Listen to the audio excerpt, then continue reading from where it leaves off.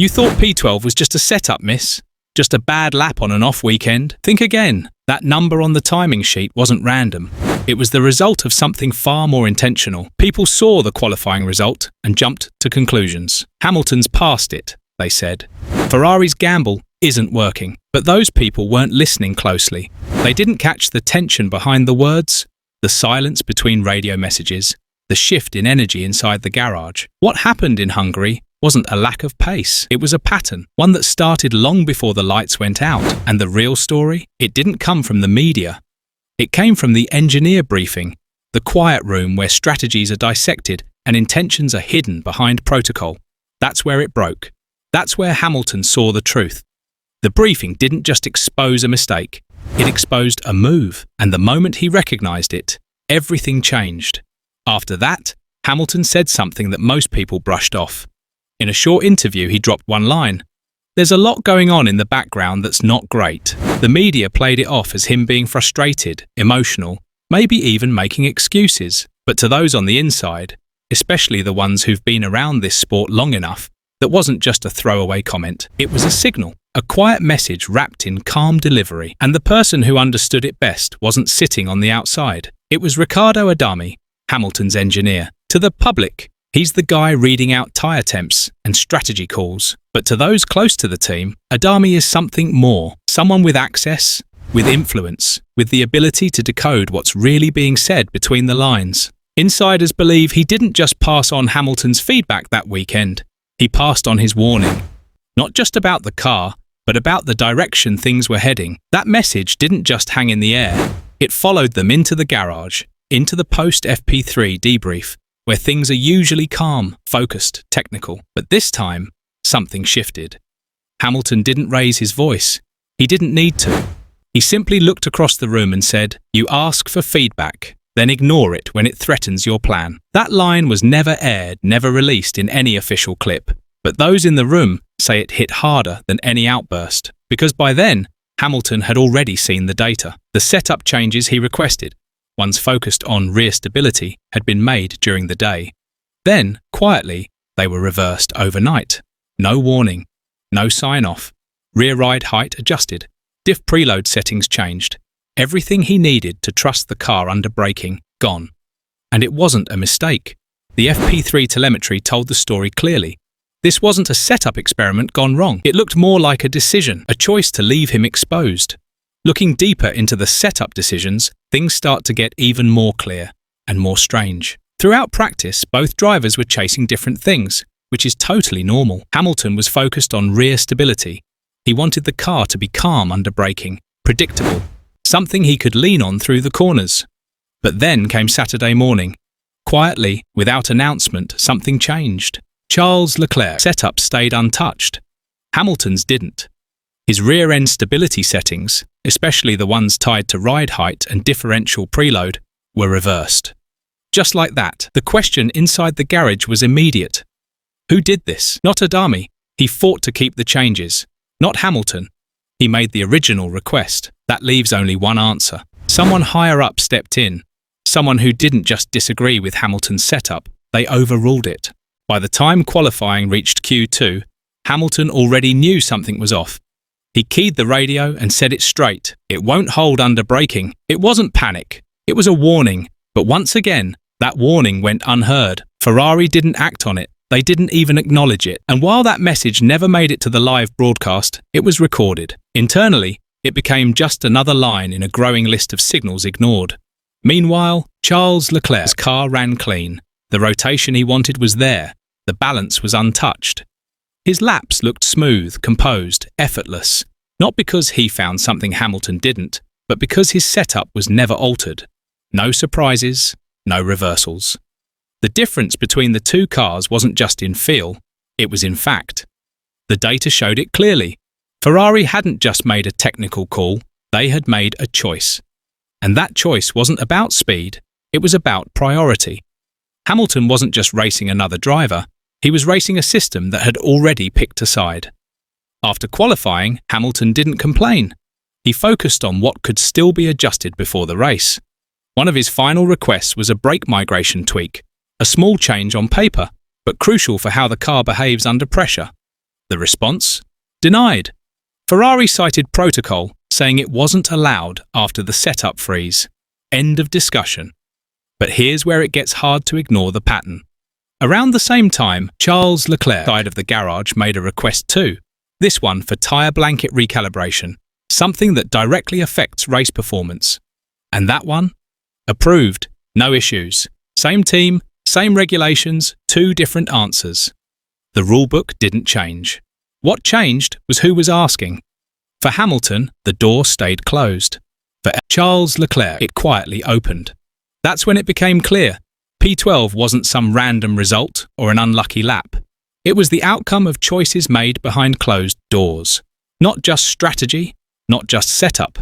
It was control, tightened, limited, and locked like a vault. Sunday morning came, and with it, the final team briefing before the race. No cameras, no reporters, just the drivers, the engineers, the strategy heads, and a table full of data. This is usually where everyone stays in line, where the focus stays purely on execution. But this time, Hamilton broke the silence. Calm, clear, and without raising his voice, he asked one question. Do you want two cars, or just one? The room froze. It wasn't anger, it wasn't a complaint. It was an accusation, direct and impossible to ignore. No one responded right away, not because they didn't have an answer, but because they knew exactly what he meant. He wasn't talking about pace. He was talking about treatment, about trust. And in that silence, one person moved. Riccardo Adami. He didn't speak either. He just flipped to the next page of his strategy sheet, a quiet gesture that said everything. That one moment cut straight through the team. It wasn't just about racing anymore. The real battle had started before anyone reached the grid. By lap 43, everything started to unravel, but not where most people expected. Charles Leclerc came over the radio, his voice raw. Something's wrong with the car! This wasn't the usual driver frustration. There was something deeper in his tone, confusion, even fear. From the outside, it looked like tyre drop-off or maybe a small handling issue. But inside the garage, engineers knew exactly what it was. A chassis imbalance on the left rear, something subtle but serious. The vibration data from post-FP2 had already shown signs of it. It was logged. It was known. But no one told him. Ferrari gambled that if he had clean air and track position, the issue would stay hidden. But once the heat built up and the pressure climbed, the fault couldn't hide anymore. Charles Leclerc didn't just feel the car slipping, he felt the trust break. Suddenly, it wasn't just Hamilton who had been left out of the plan. Charles Leclerc had his own reason to question the system. Two drivers, both betrayed, but in completely different ways. As the race moved into its final stages, something subtle but powerful began to shift. Not in the car, but on the radio. Riccardo Adami, the engineer who'd been calm through all of it, started giving Hamilton information he usually wouldn't get in real time. Brake balance evolution, tyre delta pacing, even opponent lift points, data that's normally filtered through layers of strategy and timing. But now, it was direct, clean, personal. Then came one word that stood out more than anything else. Trust. It wasn't a technical term. It wasn't an instruction. It was a signal. Quiet, deliberate, and heavy with meaning. Adami wasn't just doing his job anymore. He was doing something more dangerous, showing Hamilton that someone was still listening, still willing to support him without politics in the way. He didn't make a scene. He didn't break rules. But in those small choices, Adami made one big decision. He had seen enough, and without saying it out loud, he chose his side. After the race, the tension didn't ease, it deepened. During the post-race debrief, Ferrari did something unusual. Instead of gathering everyone in the same room like they always do, they split the team. Charles Leclerc was placed with the technical chiefs and performance leads in one room. Hamilton? He was sent into a smaller room with Adami and just two data engineers. The official reason given was time optimization, a neat way to make it sound efficient. But inside the team, people saw it for what it really was: containment. A quiet attempt to isolate Hamilton's voice, to keep influence from spreading. But even there, Adami made another silent move. He didn't show up with a filtered report or a pre-packaged summary. He brought the full master telemetry set, the raw data, untouched. That choice said everything. It wasn't about saving time, it was about drawing lines, and Adami, without raising his voice, made it clear which side of that line he stood on. It wasn't just support, it was rebellion in disguise. Just when things seemed to settle, a voice from the past added one more layer. Laurent Mekies, the former Ferrari man now with Visa RB, had been silent all season. No interviews, no public statements. But in Hungary, that silence broke. Off the record, speaking quietly to a French journalist near the paddock, he said something that instantly spread through the garage. It's not that Lewis is learning Ferrari, it's that Ferrari is learning Lewis. It wasn't just a clever line, it was a message. Mekies had been part of Ferrari's inner structure.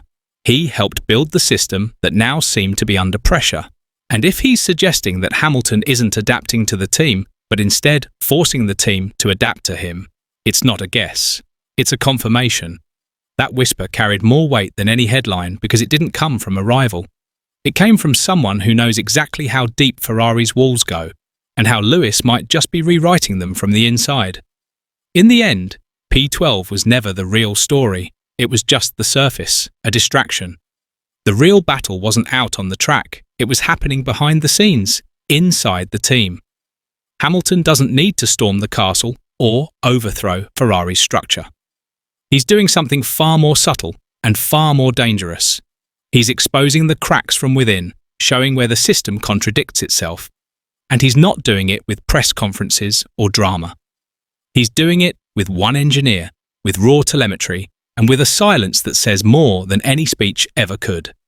This wasn't a failed setup or a bad day. It was the start of a deeper shift, one that's already changing how Ferrari operates. Because what looked like a man being pushed to the side wasn't weakness, it was strategy. What looked like isolation was actually infiltration.